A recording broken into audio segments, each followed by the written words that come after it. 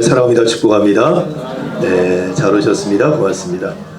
지금 부서별로 앉은 건가요? 네. 보니까 여기가 씨앗부, 새싹부, 그 다음에 열매부, 그리고 푸른이부? 네. 그렇게 됐나요? 아기학교 맨 뒤에. 네. 아기학교 제일 앞에 되는데 맨 뒤에 앉아 있어요. 네? 그래요. 반갑습니다. 잘 오셨고 환영하고 또 축복합니다. 오늘 교사 대학인데 올 한 해 동안 수고한 여러분들 격려하는 게 제 역할이겠구나 생각을 하고 2026년도를 시작하는 여러분들에게 한 가지 좀 부탁을 드릴 것들을 전하면 되겠다 생각을 했어요. 올 한 해 동안 정말 수고 많이 하셨고 써주셔서 너무 고맙습니다. 우리 세밭교회 지난번에 제가 그 예배 시간에 그 얘기를 했는데 노회 통계자를 보면서 저는 별로 중요하지 않게 그런 걸 보는데 어느 분이 뭔 얘기를 해서 노회 통계자를 이렇게 보게 됐는데 그걸 보니까 우리 교회 학교가 우리 서울 북노회에 많은 교회들이 있는데 그 중에 거의 탑 클래스가 되어 있더라고요. 어느덧 모이는 숫자도 그렇고 하는 활동들도 그렇고 여러 가지 면에서 참 자랑스럽다는 생각을 했고 참 고맙다는 마음을 가졌습니다. 그리고 요즘 모든 목회자들과 모든 교회가 가지고 있는 과제가 하나가 뭐냐면 지속 가능한가 하는 거예요. 지속 가능성. 그러니까 우리 때는 부흥하지만 나 때는 이랬는데 이제 우리 자녀 세대 다음 세대로 몰려갔을 때 과연 이 모습을 그대로 유지하고 생명력을 유지하면서 부흥의 또 성숙의 과정을 이뤄낼 수 있는 건가 하는 거예요. 세대를 이어가면서 교회가 더 단단히 세워져 가는 것 늘 과제라고 생각을 해요. 목사님들도 모이면 그런 고민들이 많거든요. 왜냐하면 교회 학교가 문 닫는 교회가 너무 많고요 지금. 그리고 심지어 교회도 문 닫는 교회들이 굉장히 많습니다. 지금도 우리 북노회 교회 하나가 삼각교회가 되었어요. 삼각교회인데 목회자 한 분을 모셨는데 이제 여러 가지 이유 때문에 이제 목회자가 나가시게 됐어요. 그러니까 그 교회에서 목회자를 모시려고 하는데 너무 쉽지 않은 거죠. 그러니까 그 교회가 가족 두 가정이 중심이 돼서 세워진 교회이고 지금도 유지가 되는데 다음 자녀 세대는 없죠.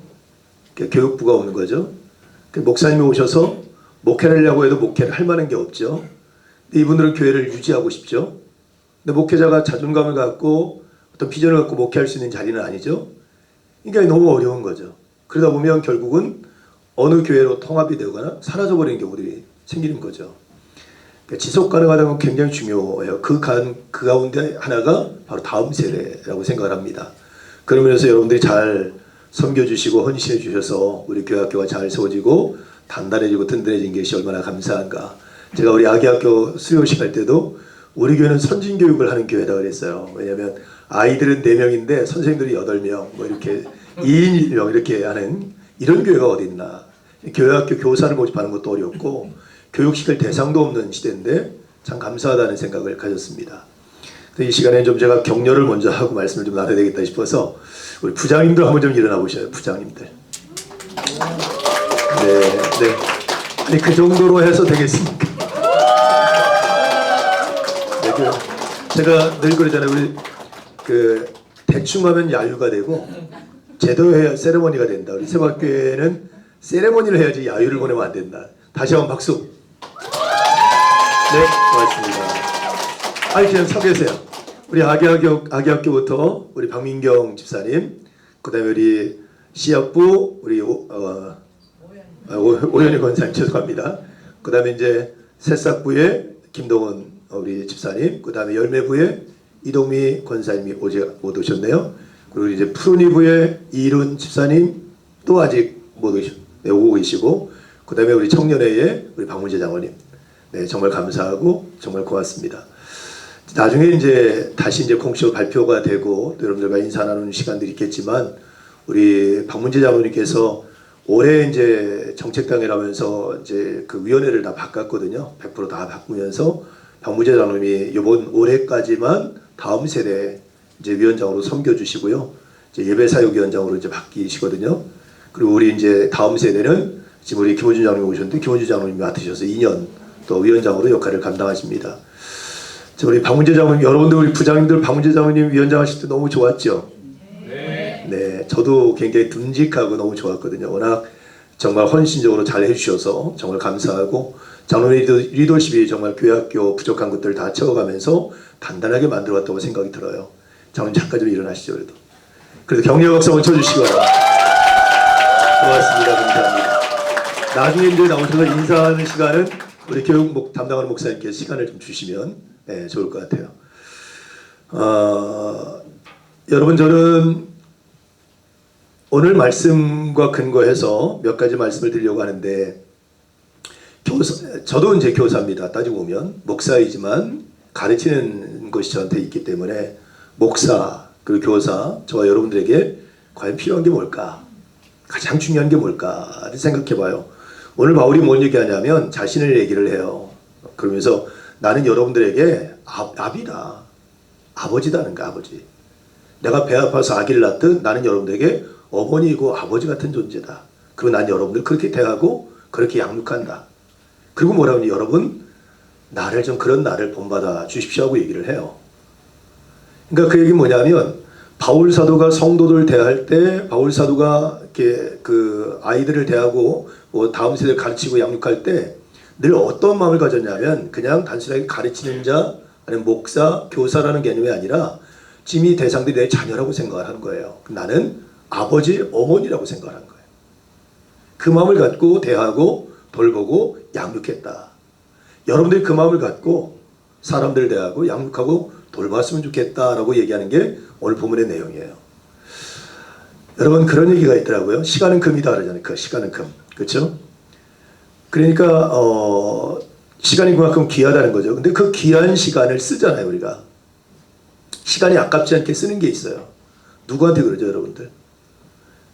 시간 따지고 막 그러지 않잖아. 어떤 대상들에게, 어떤 대상에게? 사랑하는 대상에게. 지금 이제 한참 연애하고 있는 우리 우리 형제 자매님들, 그죠? 막 생각만 해도 가슴이 설레고, 그죠? 기분 좋은 당신이 있는 여러분들은 그 사랑하는 사람과 시간 보내는 게 아까워, 안 아까워? 나는 너한테 1시간 투자하는 것도 아까우니까 딱 55분만 만나자. 이런 사람이 있어요, 없어요? 그런 사람 만나지 말아야지. 그러니까 진짜 사랑하면 시간이 아깝지 않아. 그 금보다도 귀한 시간이 아깝지 않아요. 그를 위해서 그 시간을 사용하는 것 자체가 기쁨이 돼. 그렇죠? 근데 그 시간을 누구에게 가장 아끼지 않고 쓰세요? 자녀들이, 자녀. 남편한테는 그렇게까지 하지 않는데, 배우자에게는 그렇게까지 하는데, 누구에게? 자녀들에게. 남편이 만약에 이제 한잔하고, 그러면 안 돼. 한잔하고 이제 버스터미널에 왔어. 전화해가지고, 여보, 나 데리러 와. 그러면 가요, 안 가요? 이게 미쳤나? 데리러 와! 뭐 이렇게 이제 얘기할 거 아니에요? 근데 여러분, 아이들이 어디 놀러 갔어. 신나게. 재밌게 놀고 밤늦게 걱정은 잔뜩 시켜놓고는 전화가 왔어. 엄마, 나 어딘데 나 데리러 와. 그러면 갑니까, 안 갑니까? 그래, 가죠. 왜 그래? 그게 사랑이 사랑. 사랑하면 시간이 아깝지 않아. 그렇게 쓰는 것 자체가 툴툴툴툴 거리지만 그냥 기쁨이고 감사하고 안정감이 있어요. 그러니까 여러분, 사랑, 여기서 말하는 건 바로 그런 걸 얘기하는 거죠. 그러니까 우리가 아이들을 대하고 가르침의 대상들을 대할 때 교사로 대하는 것과 부모의 마음을 갖고 대하는 것과는 다르다.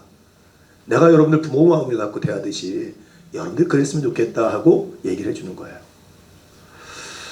저는 우리 교사들이 이 마음을 가졌으면 좋겠다 생각을 해요. 그래서 오늘 본받는 것에 대한 얘기를 좀 하려고 하는데, 이 본받는다는 말은 두 가지 의미가 있다고 생각을 해요. 첫째는 먼저 바울이 얘기했던 그 본받는다는 말이 그 헬라 언어를 보면 미메타이라는 말이거든요. 이거는 미모스라고 하는 말에서 유래가 된 말인데, 다른 사람의 몸짓을 흉내하는 광대라는 의미를 담고 있어요. 그러니까 성대모사, 행동묘사, 그러니까 원숭이 흉내를 내고, 그쵸? 어떤 사람이 막 몸짓을 흉내내고 목소리 흉내내는 그런 광대, 이걸 미메타이, 본받다, 이런 표현인 거예요. 그런 존재들이라는 거죠.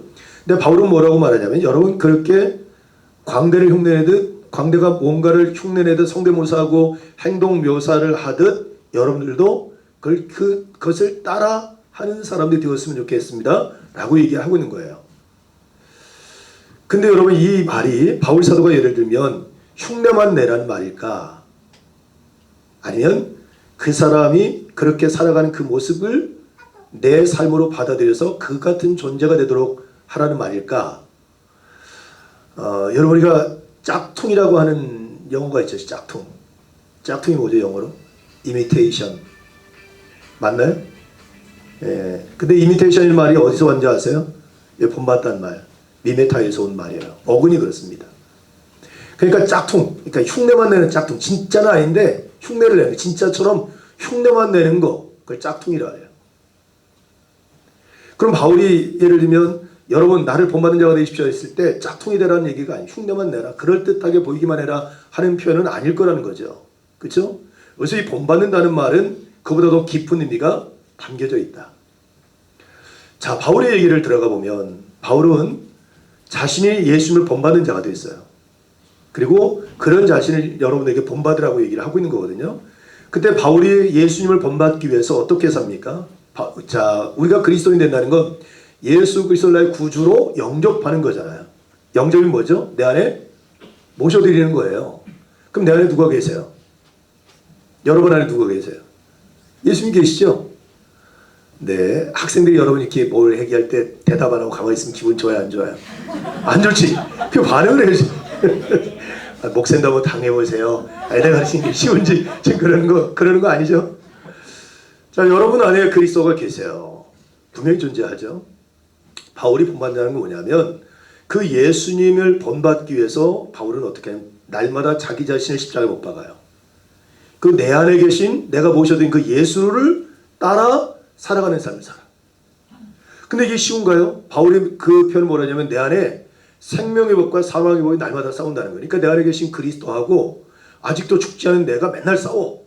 그런데 바울은 어떻게 하냐면 나를 선택하는 게 아니라 내 기분, 내 감정, 내 마음, 내 생각하고 사는 게 아니라 내가 억울해도 속상해도 손해를 봐도 내가 힘들어도 누구를?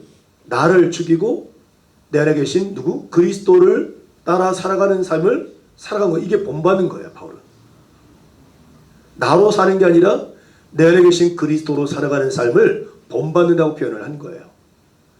그럼 여기서 말하는 이미테이션, 짝퉁으로 살라는 게 아니라 그 본질 자체가 그것을 본받고자 하는 그 존재와 같은 존재로 거룩한 변화가 일어나야 된다는 얘기를 하고 있는 거예요.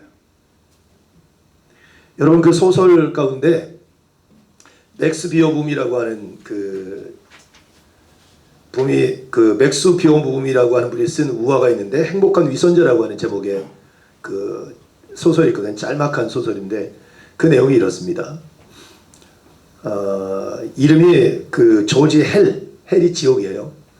이름이 지옥이야. 그러니까 조지 헬이라고 하는 사람이 있어요. 진짜 이름 그대로 얼굴도 험악하고 막 성격도 더럽고 그냥 욕심꾸러기고 막 이런 사람이 있어요. 근데 이 사람이 어느 날 길을 가다가 그러니까 조지 헬이 워낙 그러니까 사람들이 다 싫어해. 그런데 조지 헬이 길을 가다가 너무 예쁜 자매를 만난 거예요. 이름이 제니 미어인데 이 자매를 보자마자 사랑에 빠졌어요. 나 이 자매하고 결혼해야 되겠다 하고 이 제니 미어한테 조지 헬이 찾아가서 청혼을 합니다. 그랬더니 이 제니 미어라고 하는 자매가 뭐라 그러냐면 나는 성자의 얼굴을 하고 친절하고 상냥한 사람과 결혼하고 싶습니다. 당시처럼 험악하고 무례하고 막 포악하고 그런 사람과 난 결혼하고 싶지 않습니다 하고 거절을 했어요. 이 거절을 받고 집에 간 조지 헬이 상사병이 걸린 거야. 이 여인과 결혼하지 않고는 못 살 것 같아. 그래서 어떻게 하냐면 가면을 써요. 가면을. 세상에서 가장 친절하고 따뜻한 미소를 갖고 있고 상냥해 보이는 가면을 딱 써요. 그리고는 그 제니 미어를 찾아가. 그리고 청혼을 해요. 근데 제니 미어가 진짜 막 너무 상냥해 보이고 너무 따뜻하고 사람이 자기가 꿈꿔왔던 그런 사람인 거예요. 결혼을 해요. 이제 같이 행복하게 삶을 살아가는데 이 조지 헬이었던 사람이 이름을 뭐로 바꿔 조지 헤브로 바꿔가지고 이 여인한테 이제 청혼을 한 거예요. 근데 이제 이 여인을 사랑하니까 마음속에 양심의 가책이 있는 거야. 내가 사랑하는 사람을 속이고 결혼한다? 이게 들통나면 어떡하지? 늘 불안함이 있었어요. 그래서 그때부터 조지 헤븐으로 이름 바꾼 그 조지 헤븐이 어떻게 살아가냐면 자기 가면처럼 진짜 친절한 사람이 되려고 노력해요. 상냥한 사람, 따뜻한 사람으로 살아가려고 노력을 해요. 그 자기가 가지고 있는 재산들을 가지고는 어렵고 힘든 사람들 위해서 나눠주는 착한 삶을 살아가요. 근데 이제 둘이 알콩달콩 잘 살고 있는데 그 모습을 이제 시기했던 동네 한 아줌마가 조지 해븐이 조지 헬이었다는 걸 알았어. 그래가지고 그 아내에게 얘기해요. 당신 속았다. 당신 남편이 실은 당신이 옛날에 청혼했던 그냥 극악한 그 사람인데 가면을 쓴 거다. 남편이 잠잘 때 가면을 싹 벗겨봐라. 그랬어요. 그 정말 그 아내가 어느 날 이제 남편이 잠을 들었는데 떨리는 마음을 가지고 가면을 싹 벗겼어. 근데 그 가면 속의 얼굴이 어떤 얼굴이었을까요? 그 조지 헬, 그 지옥 막 그 흉악한 얼굴이 아니고 가면과 똑같은 얼굴이 나왔다. 그게 소설이 얘기하는 거예요. 저 비슷한 세대에 학교 다녔던 분들은 큰바위 얼굴, 호돈이라고 쓴 그 큰바위 얼굴 얘기 아시죠? 거기도 맨날 나는 저 큰바위가 얼굴 같은 사람이 될 거야. 그랬는데 어느 날 보니까 꼬맹이들이 야 여기 있는 할아버지가 저 큰바위 얼굴과 똑같다 이렇게 얘기했던 게 본받는 거예요. 바울은 예수를 본받기 위해서 예수처럼 살기 위해서 치열하게 싸워요.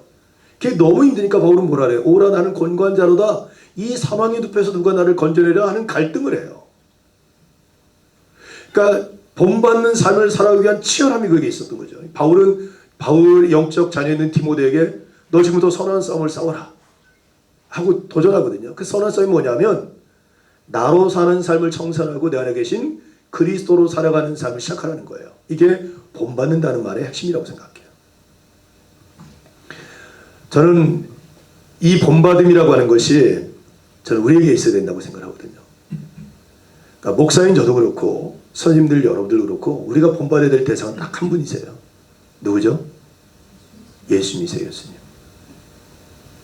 그러니까 여러분 내가 예수님과 같이 그 마음을 품고 그분의 뜻과 비전을 가지고 그분을 닮아가는 삶을 살아가기 위해서 지금 내가 버려야 될 게 뭐고 내려놔야 될 게 뭐고 십자가 못 박아야 될 게 뭐고 내가 저렇게 결단할 게 뭔지를 늘 묵상해 보면서 거기에 방향을 맞추고 삶을 살아가는 거죠.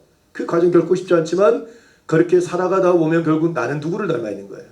예수님을 닮아 있게 되고 그것이 성경적 표현을 보면 그리스도의 향기가 되는 거고 그리스도의 사신이라고 하는 표현을 받게 되는 거죠. 그런 노력들이 우리에게 있어야 된다. 저는 그래서 저도 그렇고 우리 선생님들도 그렇고 여러분들이 예수님을 본받기 위한 신앙의 노력들이 있었으면 좋겠다. 제가 이제 워낙 깐깐하게 요즘에 안 하죠. 초창기 때 교회학교 빌드업하고 그럴 때 아마 부장님들 기억할 거예요. 제가 우리 교육 담당하는 교육자들이 맨날 했던 게 자기 예배를 드리지 않은 교사들은 자기 예배를 드리지 않고 부서 예배만 드리는 교사들은 부서 예배 드리지 말고 본예배 드려라. 그런 얘기 예전에 많이 했죠. 많이 들었죠.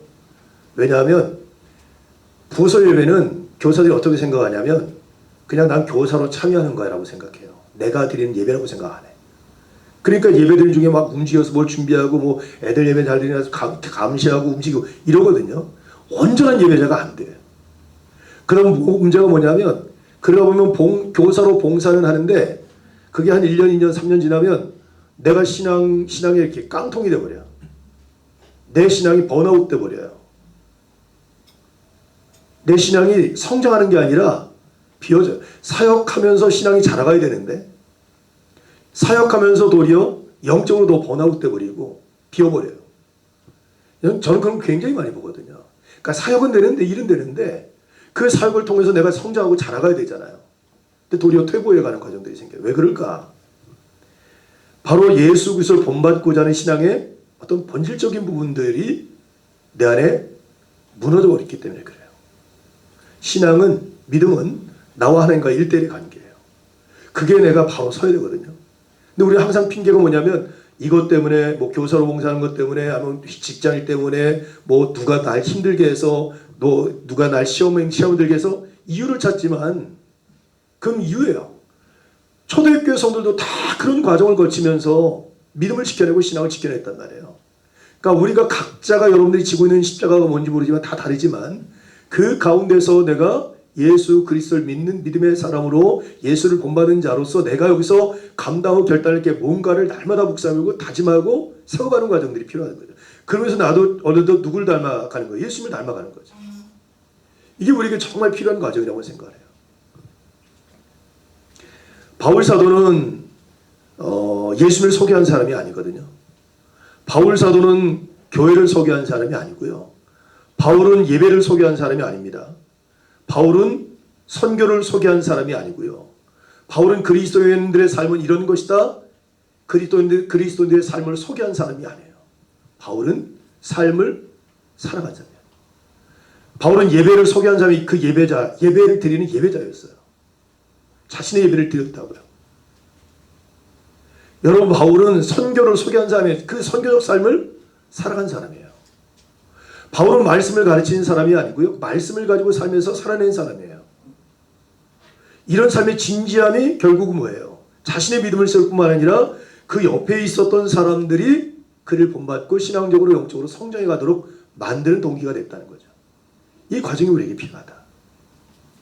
저는 늘 고마운 마음 갖고 있어요. 왜냐하면 제가 이제 광고하면서도 얘기하면서 그런 얘기 하지만 일주일 내내 직장 다니고 아이들 가르치고 또 애들 집에서 케어하고 막 지쳐가지고 주일날 교회 왔는데 세상에 제일 힘든, 그렇죠?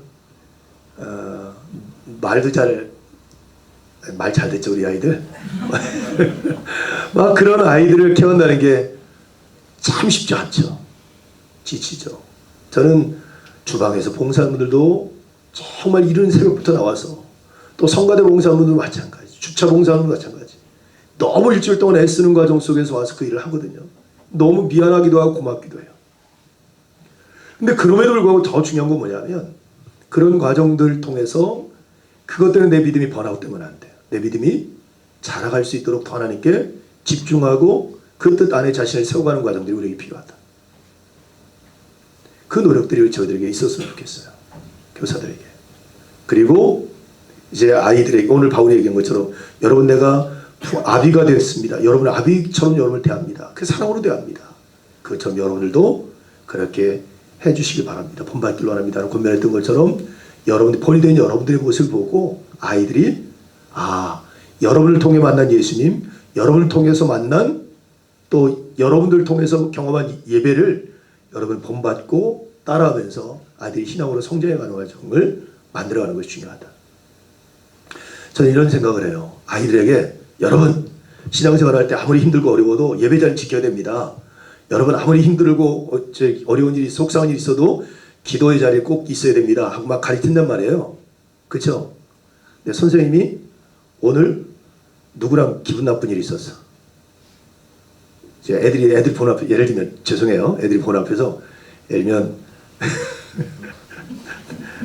예월 들으니까 마음에 상처를 받을 것 같아서 네, 우리 조건사님하고 오건사님 둘이 대판이가 빵 싸웠어. 애들이 보는 앞에서. 근데 두 분이 다음 주 예배 자리에 안 왔어. 그 애들이 얘기 안 해도 왜 안 왔는지 알까요, 모를까요? 알죠. 근데 평상시에 우리 오건사님도 그렇고 조건사님도 그렇고 애들한테 여러분 아무리 속상해도 서운해도 시험거리고 있어도 예배 자리는 지켜야 됩니다. 그게 믿음입니다 하고 가르쳤어. 근데 정작 가르쳤던 두 분이 그리 나니까 그 다음 주부터 교회를 안 오네. 선생님 교회에 안 오세요. 애들이 전화해도 그러네. 애들이 신앙 세워가는 과정 속에서 그게 되게 중요한 기준이 돼요. 자, 여러분 다 마찬가지예요. 저는 아이들이 깜짝깜짝 놀랄 때가 있는데 신방 가잖아요. 그러면 꼬맹이들 가운데 와가지고 목사님 있잖아요. 어젯밤에요 우리 아빠랑 엄마랑 대판지게 싸웠어요. 이거 고자질 애들도 있고요. 정말 그런 애들 되게 많아요. 엄마가 막 당황해가지고 막 야 그런 얘기하면 안 되는 거야. 왜 얘기하면 안 돼요? 이렇게 얘기하는 애들도 있고. 근데 애들 눈치가 되게 세죠. 여러분 애들 키워봤잖아요. 아빠 엄마가 여기서 이제 중요한 얘기를 두런두런 얘기하는데 애는 저쪽에서 놀고 있어서 뭐 하고. 근데 애가 다 듣고 있을까 안 듣고 있을까? 다 듣고 있어요. 다 알고 있어요. 애들 눈치가 되게 빨라요. 마찬가지예요. 여러분들이 다리를 다쳤어요. 우리 교회 요즘에 다친 분이 되게 많은데 걷는 것도 되게 힘들어. 근데 절뚝절뚝하고 예배 자리에 나왔어요. 그 과정이 어떤지 애들은 다 알까 모를까요? 알죠. 그런 선생님이 여러분 몸이 아파도 힘들어도 우리 예배자로서 살아가는데 승리해야 됩니다. 얘기했을 때 영향력이 있는 거예요. 본을 모인다는 말은 그런 것 같아요. 여러분 신앙으로 사는 게 쉽지 않죠. 그냥 할 수 있을 정도만 하니까 괜찮아요. 취미생활 하니까 괜찮아요. 근데 쉬운 게 아니에요. 쉬운 게 아니에요.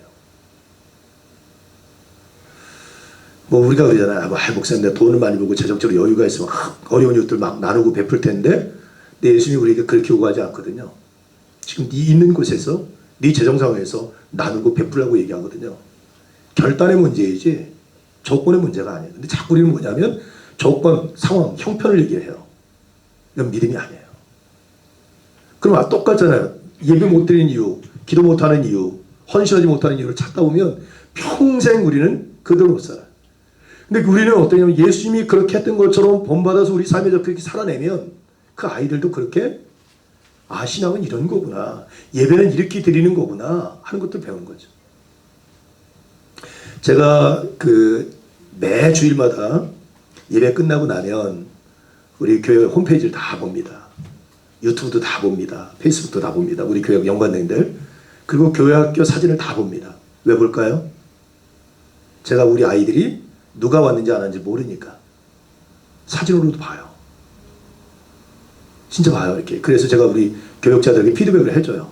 이렇게 누구 왔네? 누구 안 왔네? 안 보이네? 무슨 일이 있어요? 이렇게 물어보기도 하고 그러거든요. 관심이 있는 거예요. 저는. 애정이 있어요.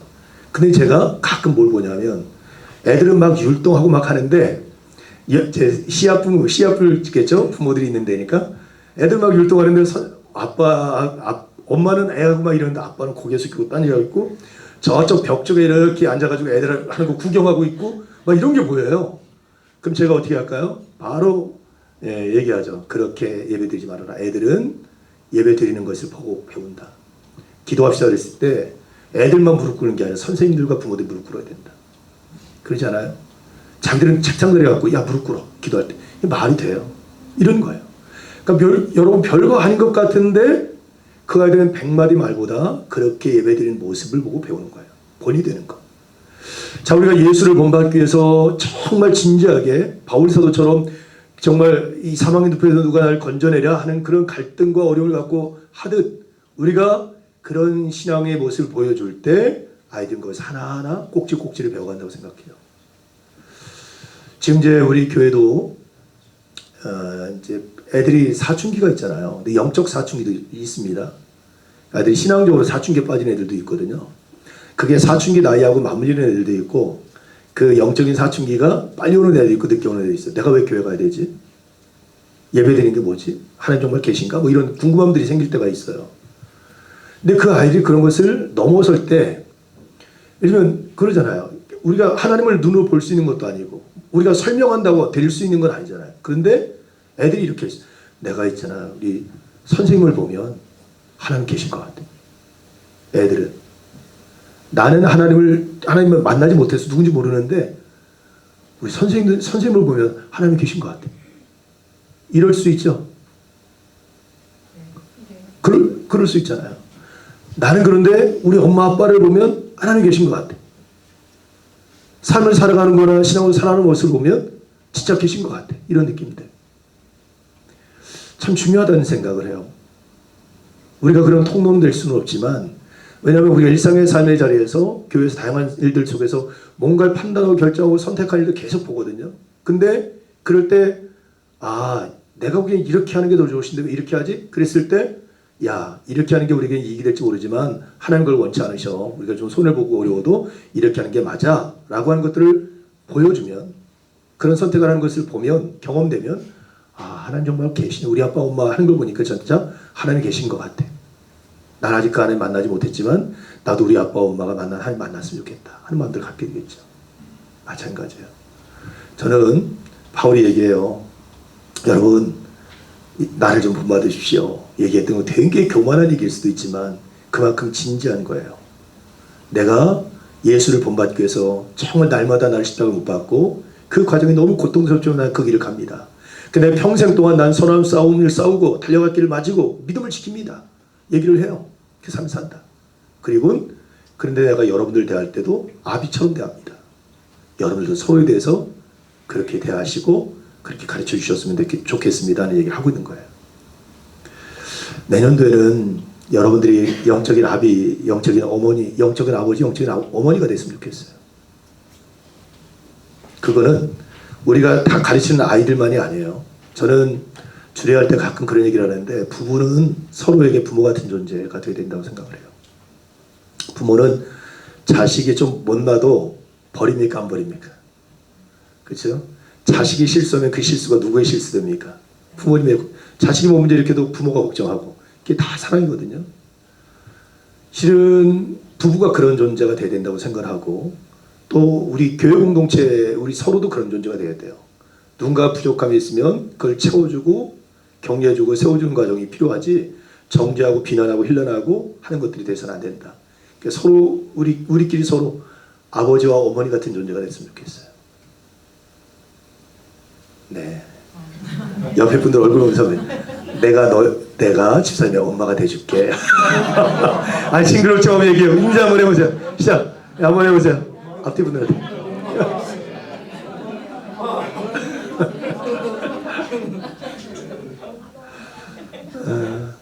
여러분, 세상에 제일 좋은 이름, 세상에 제일 아름다운 이름이 엄마잖아요. 엄마, 그렇죠? 힘들 때 언제든 기댈 수도 있고 속내 얘기를 할 수도 있고, 그럴 때 날 비난하지 않고 아 그래 하고 위로해주고 위해서 기도해주는 존재. 만약에 우리가 서로가 그런 존재가 된다면 그 얼마나 좋아. 그렇잖아요. 조지 해븐 가면 쓰고 맨날 막 걱정하지 않아도 되잖아. 그렇죠? 난 지금 조지 헬인데 나 조지 해븐이 되고 싶어. 난 요만큼 달라졌거든. 아직 요만큼 안 달라져서 이런 것들이 투박한데 좀 잘 봐주고 그렇게 될 수 있도록 잘 날 격려해주고 기도해줘. 이룰 수 있으면 얼마나 좋아요. 우리가 그런 관계가 됐으면 좋겠다. 그리고 우리가 아이들에게 좋은 영적인 아버지와 어머니가 되는 거예요. 주일날 1시간만이 아니고. 우리 교사들 한번 생각해 볼까요? 우리 왜 이렇게 생각이 나지? 은지야 미안해. 은지 선생님 미안해. 은까지 생각이 나는데 그 다음에 생각이 안 났어. 미안해. 이제 우리 은지 선생님이 이제 애들을 만나요. 애들이 되게 좋아하고 아이들 사랑하고 하거든요. 근데 이제 맞는 아이들이 아마 있겠죠, 그렇죠? 담당하는 아이들이 있겠죠. 근데 그 아이들이 대부분 다 많지는 않을 거예요. 그러면 주중에 한 번 정도는 그 아이들에게 아니면 그 엄마에게 뭘 보내서 아이한테 전달해 주도록 하면, 그렇죠? 얼마나 좋을까? 아니면 요즘에는 뭐 꼬맹이들이니까 영상으로 야 누구야 잘 지내니 선생님이 널 위해서 기도해 준다 그러고 널 축복해 그러고 말씀 영상 찍어서 엄마한테 보내주고 엄마가 아이한테 보내주게 하면 그 다음 주에 애들이 왔을 때 선생님 바로 보는 게 어떨까? 찢어져 가지고 선생님 나 영상 봤어요 그러고 막 부둥켜 안고 막 그러겠죠. 아니에요? 그러겠죠. 그러니까 저는 여러분들이 맡은 아이들이 5명, 6명, 많으면 10명 클래스가 아마 그럴 거예요. 근데 저는 아버지면 엄마라면 아이한테 어떻게 할까? 관심 있잖아요. 그냥 일주일 동안 그냥 방치했다가 일주일 나왔을 때 또 얼굴 볼까? 그러진 않을 것 같아요. 그러니까 이제 그런 것들에 대한 마음들이 우리에게 회복됐으면 좋겠다. 근데 그런 과정들을 통해서 그 아이 부모님들도 감동을 받지만 그 아이들은 그런 선생님을 통해서 누굴 보는 거예요? 우리와 함께 계신 우리가 본받아가는 누구? 예수님. 그분의 사랑과 섬김을 배워가는 거예요. 어려운 일이 아닌 것 같아요. 죄송해요. 어려운 일이죠. 어려운 일이죠. 쉽지 않아요. 근데 어려워도 아까 얘기했죠. 우리 본받는 것을 합의해서 결단했으면 좋겠다. 지금 이제 우리 교회가 이제 교회학교가 이제 단단히 잘 세워졌어요. 제가 이렇게 생각을 해보면 17년 전에 우리 교회 왔을 때 그때 이제 우리 우경희 집사님 다 청년들이 떡고머리 청년들 그치? 결혼하지 않고 막 그랬거든요. 근데 그때 왔을 때 우리 교회가 좀 어려움이 있으면서 교회 학교가 거의 이렇게 무너져가지고 교사 모집이 안 됐었어요. 너무 어려웠어 상황적으로. 이 문제를 정말 그때 있었던 교육자도 이 문제를 해결해서 정말 고생 많이 했거든요. 근데 지금은 그 세월 보면서 교회 학교가 단단히 세워졌고 아이들이 지금 잘 양육돼 가지고 지금 프로니부가 지금 정점에 왔어요. 그렇죠? 그 꼬맹이들이 잘 자라서 지금 숫자가 많아지고 그 아이들이 자라서 청년으로 잘 넘어가고 그 성준이나 이런 이제 우리 젊은 분들이 또 교사로 또 내려와서 우리 민서 아기 때 그 꼬맹이 아기 때가 이렇게 잘 자라가지고 교사로 딱 앉아가지고 그렇죠? 이제 선생님한테 선생이나 나나 똑같은 선생님이다 이렇게 그렇죠? 그런 세대가 되고 왔단 말이에요. 여러분 이게 얼마나 감사한 일이에요. 그렇잖아요. 전 여기서 여러분들이 이제 나중에 할머니 나이가 많으신 뭐 진이 갔다가 이제 대통령이 돼서도 그렇죠? 대통령 은퇴한 다음에도 교사직을 내놓지 않았다 그러는데 그럼 손주뻘들하고 같이 교사 역할을 한 거잖아요. 그 제자도 그렇고 저는 그런 교회학교 교육 전문가들이 나와야 된다고 생각해요. 그래서 제가 부장님에게 부탁을 했잖아요. 부장님 내려놓으면 떠나는 게 아니라 어떻게 해야 되는데 평교사로 돌아가서 로테이션을 계속 할 수 있어야 된다. 그 노하우가 계속 쌓여서 교육 전문가가 되고 그래서 교회학교가 더 단단해질 수 있어야 된다 하는 얘기를 늘 드리잖아요. 늘 아마추어처럼 되는 게 아니라 우리가 신앙적으로도 단단해지고 또 예수를 본받는 그 모습을 통해서 신앙의 유산들을 잘 물려주고 그리고 교회학교가 매년 더 단단해지고 아이들이 더 신앙적으로 잘 양육되어가는 과정들이 우리 교회에 세워졌으면 좋겠다. 그래서 우리 선생님들의 역할이라는 생각을 갖습니다. 그리고 지금까지 잘 해오셨고요. 잘 해주셨고 늘 고마운 마음을 갖고 있습니다. 이제 내년을 시작할 때 미메타이, 그래서 미메타이라는 말이 어근이 이미테이션, 짝퉁도 연결된다 그랬어요. 그러니까 우리가 짝퉁이 될 거냐 아니면 미메타이, 그래서 정말 나는 죽고 내 안에 계신 그리스도로 살아가는 진품이 될 거냐 명품이 될 거냐는 우리 개인의 문제예요. 저는 그래서 우리 선생님들이 여러분의 예배, 여러분의 기도, 여러분의 말씀을 묵상하고 여러분 말씀을 사모하고 말씀을 묵상해가는 과정들이 개인적인 그런 영성이 굉장히 중요해요. 그걸 여러분 꼭 가지셨으면 좋겠어요. 그리고 그렇게 닮아가는 모습들을 잘 우리 자녀들에게 우리 또 학생들에게 잘 흘려보내서 나와 같은 그리고 예수님과 같은 이들이 이 안에 더 많아지는 은혜가 이루어질 수 있기를 주님의 이름으로 축복합니다. 기도하겠습니다. 하나님 감사합니다. 오늘도 귀한 말씀 특별히 나누면서 우리가 교사로 또 귀한 직분을 감당할 때 우리가 어떤 마음을 갖고 어떤 태도를 갖고 감당해야 되는지를 돌아보게 하셔서 감사합니다. 바울 사도가 아비와 어미가 된 것처럼 그 데살로니가 갈라디아 교회, 데살로니가 교회 성도들 또 고린도 교회 성도들 대했던 것처럼 여러분들도 나를 본받아서 영적인 아비와 어미가 되라고 하는 권면의 말씀을 오늘 나눴습니다. 우리 선생님들이 우리 다음 세대 자녀들에게 영적인 아버지와 어머니와 같은 마음으로 아이들을 양육하고 돌볼 수 있는 귀한 신실한 교사들이 되게 해주시고 더 나아가서 우리 자체가 예수를 본받는 자가 되어서 이미테이션 짝퉁 신앙인이 아니라 정말 예수로 살아가는 온전한 그리스도인으로서의 삶을 살아가는 데도 열심을 내게 하셔서 그렇게 승리한 우리가 우리 자녀 세대들에게 예수님을 잘 전해주고 또 예수를 본받게 하는데 승리할 수 있도록 도와주시옵소서. 한 해 동안 수고한 선생님들 하나님 격려해 주시고 새롭게 한 해를 또 교사로 헌신을 결단했으니 이들이 잘 감당할 수 있도록 성령 충만케 하시고 그 사역 가운데 기쁨과 성장의 은혜가 있도록 축복하여 주시옵소서. 사랑 많으신 예수님의 이름으로 기도드리옵나이다. 아멘.